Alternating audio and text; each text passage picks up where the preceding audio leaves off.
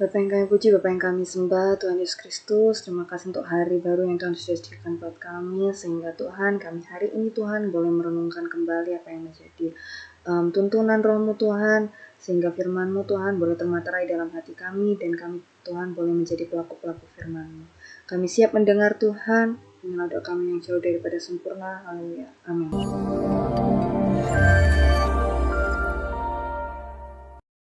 Shalom semuanya, puji nama Tuhan. Hari ini kita boleh merenungkan kembali firman Tuhan yang akan disampaikan pada hari ini.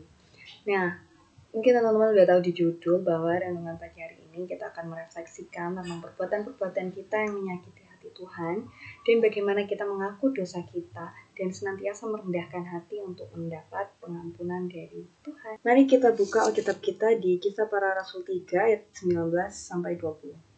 Karena itu sadarlah dan bertobatlah supaya dosamu dihapuskan, agar Tuhan mendatangkan waktu kelegaan dan mengutus Yesus yang ditetapkan bagimu sebagai Kristus. Bertobat sendiri dalam bahasa Yunani adalah metanoia.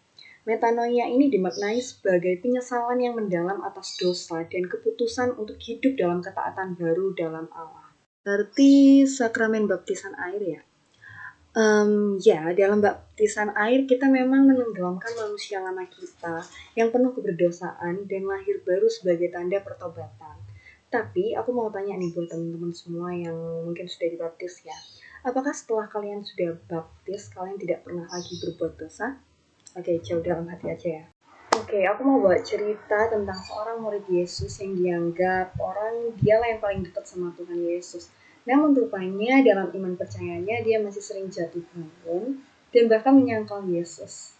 Ya, kalian udah tahu lah ya siapa, yaitu si penjala ikan yang menjadi penjala manusia, Rasul Petrus. Beberapa kali kita dapati di kitab Injil, Petrus yang sering khawatir dan takut bahkan kurang percaya. Salah satu contohnya pada saat Yesus berjalan di atas air dan dia tidak percaya bahwa itu adalah Tuhan Yesus. Dia mau menguji apakah dia juga bisa berjalan di atas air dan Tuhan mengiyakan, oke, datang ke aku gitu. Dan saat dia berjalan beberapa langkah ada angin dan dia pun goyah, dia takut, dia tenggelam. Tapi pada saat Petrus minta pertolongan dari Tuhan, Tuhan menolong dia sambil berkata kepada Petrus, "Hai orang yang kurang percaya, mengapa engkau bimbang?" Saat dalam perjalanan Tuhan Yesus dengan murid-muridnya yang lain, Petrus mengaku dengan mulutnya bahwa Tuhan Yesuslah Sang Mesias. Dari sini kita tahu bahwa Petrus yang tadinya kurang percaya, dia menjadi percaya dengan Tuhan Yesus, dengan berbagai perjalanan yang mereka arungi bersama. Saat Tuhan Yesus dan murid-muridnya melalui perjalanan untuk menjangkau jiwa-jiwa, dan di sana Petrus percaya bahwa Tuhan Yesuslah Sang Mesias. Tapi pada saat malam perjamuan terakhir atau The Last Supper, teman-teman sudah pada nonton belum ya filmnya itu? Di situ diceritakan Petrus kembali jatuh.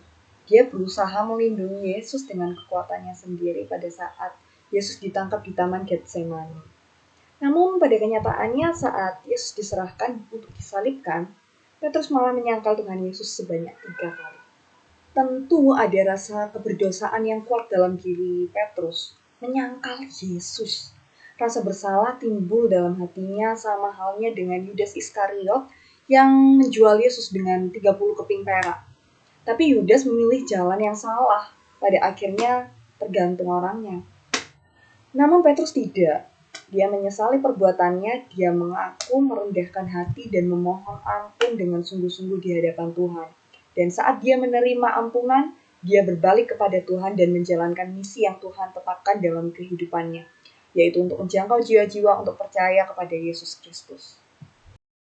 Jadi teman-teman, ayo hari ini kita teladani sikap Rasul Petrus, di mana saat dia jatuh di dalam dosa, dia mengaku, dia memohon ampun, merendahkan diri, dan berbalik kepada Tuhan.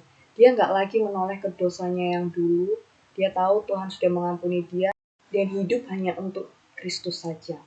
Yuk sama-sama kita berkata, "Aku hidup, tetapi bukan lagi aku sendiri yang hidup, melainkan Kristus yang hidup di dalam aku, dan hidupku yang kuhidupi sekarang ini di dalam daging adalah hidup oleh iman dalam Anak Allah yang telah mengasihi aku dan menyerahkan dirinya untuk aku. Jadi jangan anggap murah harga darah Tuhan Yesus yang sudah berkorban untuk kita, untuk menebus setiap dosa kita ya teman-teman. Kita mulai dengan yang pertama, mengakui rasa bersalah yang kita miliki. Dan yang kedua, mengetahui apa yang menjadi kesalahan kita yang mungkin menyakiti hati Tuhan ataupun yang mengecewakan Tuhan.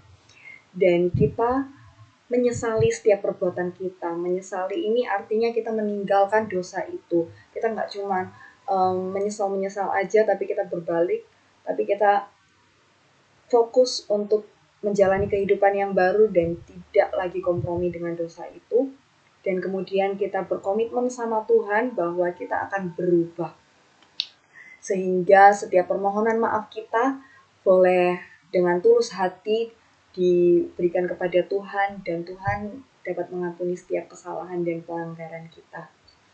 Sekian dari renungan hari ini, kiranya boleh memberkati teman-teman semuanya. Mari kita bersatu di dalam doa. Ya Bapak, renungan hari ini sudah selesai disampaikan Tuhan, namun biarlah Tuhan firman-Mu ini boleh tertanam di hati kami, sehingga kami Tuhan boleh belajar seperti Rasul Petrus Tuhan, untuk tidak lagi Tuhan hidup dalam ketidakpercayaan, namun kami Tuhan boleh bangkit dari dosa, kami boleh melawan setiap kedagingan kami Tuhan, dan kami juga Tuhan boleh menjadi perpanjangan tangan-Mu Tuhan untuk menjadi saluran berkat-Mu ya Bapa.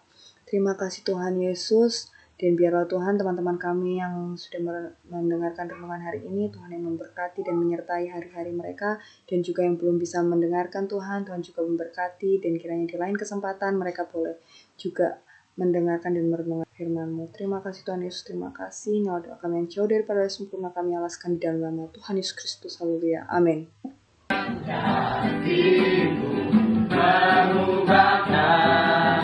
Jika ku akui semua dosaku, maka Kau adalah setia dan adil, Kau mengampuni dan sucikan dari segala yang jahat.